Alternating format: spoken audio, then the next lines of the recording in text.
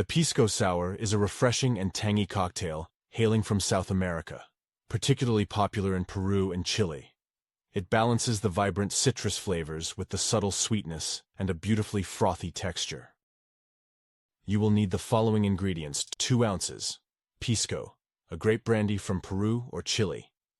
1 ounce lime juice, freshly squeezed 3/4 of an ounce. Simple syrup, 1.1 ratio of sugar to water.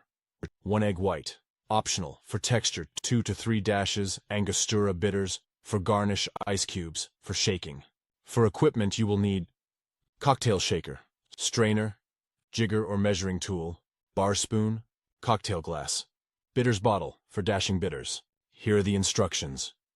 Add the Pisco, lime juice, simple syrup, and egg white to the cocktail shaker. Dry shake. Shake without ice, vigorously to emulsify the egg white. Add ice cubes to the shaker and shake again until well chilled.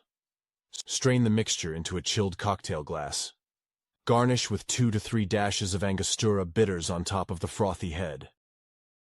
The Pisco Sour was invented by an American bartender named Victor Vaughan Morris in Lima, Peru in the early 1920s.